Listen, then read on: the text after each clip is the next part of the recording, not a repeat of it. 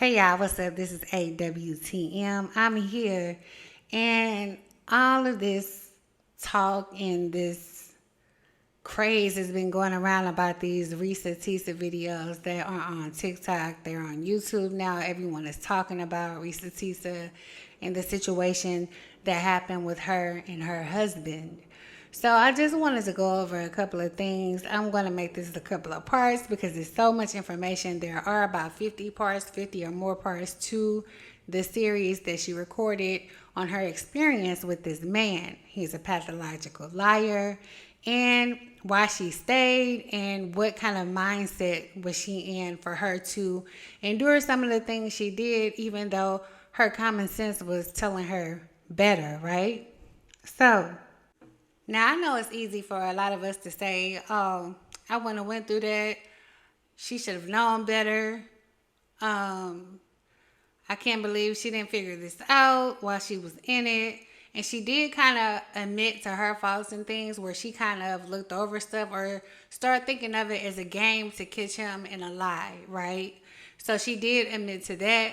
Plus, he came along when she was in a situation where she was living paycheck to paycheck. She was also, paying all of her own bills. That's the responsible thing to do as an adult.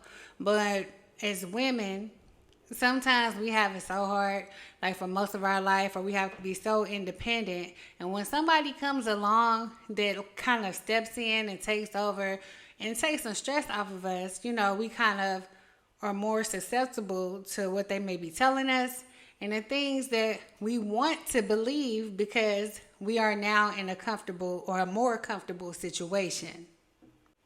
Myself, as a single woman, I have been single for a while now. I am almost 50 years of age. I'll be big 50, in June. So I do understand going through things with different men and going through situations that don't work out and just wanting something to come along and just finally work out. I can understand where she's coming from. I can feel her pain on that. She did not have any children and she definitely wanted children. So maybe these are some of the things that kept the blinders on her eyes, right? So starting out, they met, right? And when I tell you guys to use your intuition, and God also gives you signs and things happen to deter you from certain situations. And she said this in some of her videos, right? So she said their first date, she said she matched with him on 2 different dating sites. He had 2 different names on each site, which is kind of a red flag, right? But how could she judge him for being on 2 different dating sites when she was on there herself? She was on 2 different dating sites herself, okay? Next thing. So their first date was supposed to be at the Cheesecake Factory. She's on her way to her date and her tire blows out. Now, it didn't cause her to have any kind of accident or incident, thank God, but her tire blows out.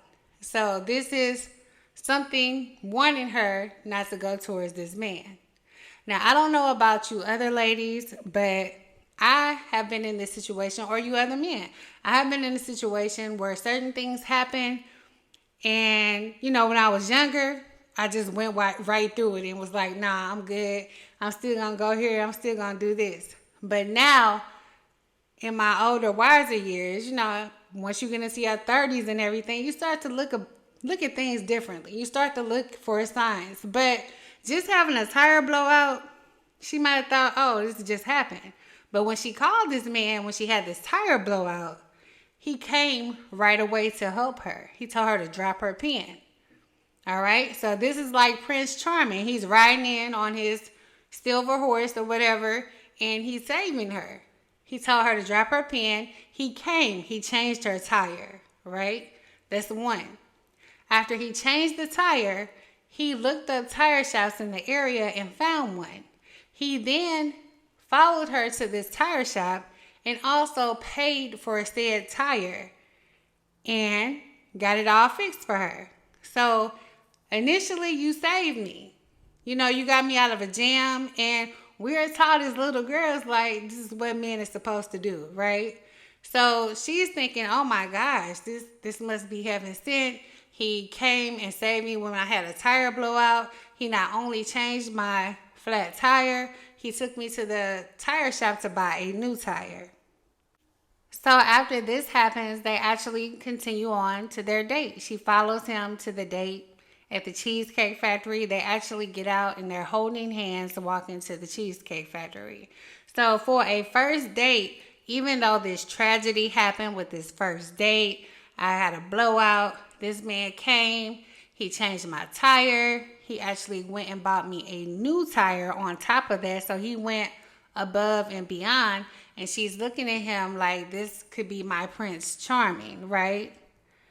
So she also states this was around the time that quarantine was going on, when COVID first came out and they made people go on lockdown. Now, after them dating for a very short time, they had to decide where they were going to be locked down at. She said he was staying in a place that was mediocre. I don't think she even said she ever saw the place. Now, that would have been a red flag to me because I have to see where you're living and I have to see what's going on with you. So I don't know if she ever seen the place. I don't remember her mentioning that, but correct me if I'm wrong. So her place was nicer. It was bigger. So they decided to quarantine at her home. This is all in the first couple of weeks.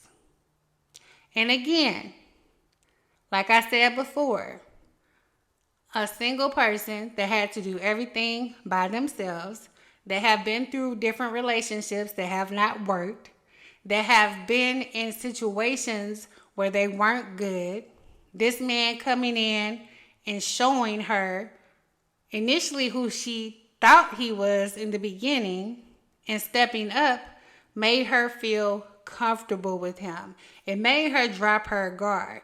And I'm going to tell you, ladies, we have to be careful with that. Even men. We have to be careful with that because some men know how to play the game. Some women know how to play the game to where they will make you feel so comfortable in the beginning. They will make you feel that you are with a person that you're supposed to be with, that everything is everything.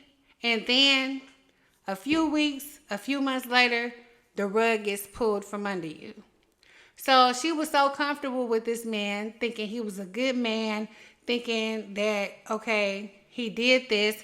And he also told her a sob story. So beware of this as well, men and women. When you meet somebody and you're talking to them and you ask them what happened in their previous relationships or their previous situations, and they always blame the other person. They never take accountability to what may have happened. Now, I don't like this question when people ask me what happens in my previous relationship because it really doesn't determine what's going to go on between us. But I do answer it. And I don't answer it by putting the other person at fault. I say we were on two different pages. I say things just didn't work out. I say our idea of loving one another and being in a relationship was two different things. So by doing that, I'm not putting all the blame on the other person. I'm not putting all the blame on myself. It just didn't work out.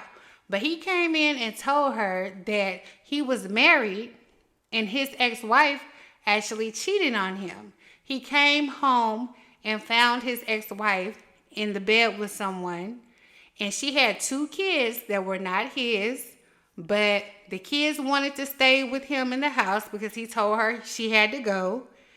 And they stayed there for a couple of days, and she got her own place, and then they moved with her. Now, this is the story that he told, right? So not only are you showing up as some kind of Prince Charming, some kind of good man, some kind of good person, you're also invoking sympathy. Like, oh, I'm so sorry that happened to you. He played the nice guys finished last role with her. And it worked for her, or with her, to a T. So he told her all this, so she's feeling safe. She's feeling comfortable with him. She also mentioned that he had conversations with people. Conversations with his brother. Conversations with his sisters. conversations with different people where he would say, oh, okay, yeah, she's right here. Yeah. Oh, so-and-so said hi. Yeah, I tell her, hi, what y'all doing? Pretending that he was actually talking to these people, to come to find out he was not talking to any of these people. So now they're together. They're cohabitating. They're living. They're working every day. She sees him get up and go to work every morning. He says he's some kind of regional manager of a company. And she was working for some company, I guess, in law enforcement, but she was working in the office. She was not a part of law enforcement, but she was working in the office. So everything seems to be going smooth between them. They start talking about future plans. They start talking about houses that they want together or whatever. So he pulls out information, right? He pulls out an approval letter. Now, this is another red flag, right? Because he pulls out this approval letter like, I'm approved for a $700,000 house from Chase or whatever. So he pulls this out voluntarily. She didn't ask for this information. This is when they start talking about houses. So they want to start looking for houses and looking for things. And all of these documents that he's showing her, by the way, even this approval letter was actually on his phone. So there was nothing in print and paper. There was nothing in email. There was nothing on the computer that he was showing her. He was showing her images of things off of his phone. So he tells her that he played arena football, right? And he made a lot of money playing arena football. Now, correct me if I'm wrong. So he tells her he has enough money that he has to have an offshore account because it's not taxed like, your normal money in the United States would be. So he says he has all this money in offshore accounts. He shows her bank statements where he had a lot of money in the accounts or whatever. I don't remember the exact amount. But arena football, we're going to go back to that. Arena football is like, it's not professional. It's just like a team gets together, people that can play. They have different teams. They play in different states. It's like a league, a football league rather. The average salary of an arena football player is $18.76 an hour. Now, immediately when he told me being myself, and I'm not degrading her or downplaying her feelings or what she went through or what she believed at all. Don't get me wrong on that. But I am nosy. So immediately I would have went in Google, just like I found the information now, and seen how much an arena football player actually makes. But because he was paying all the bills and she didn't have the financial woes and worries that she had previously, she chose to believe this story, right? So now she's all excited because what's happening in her mind, her fairy tale is coming true. When we're little girls, some of us dream of, growing up, getting married, having a husband that's a good provider, having kids, all of that, right? So in her mind, she's thinking all of this is coming true. I'm not going to, rock the boat by asking any more questions. We're going to start looking for houses.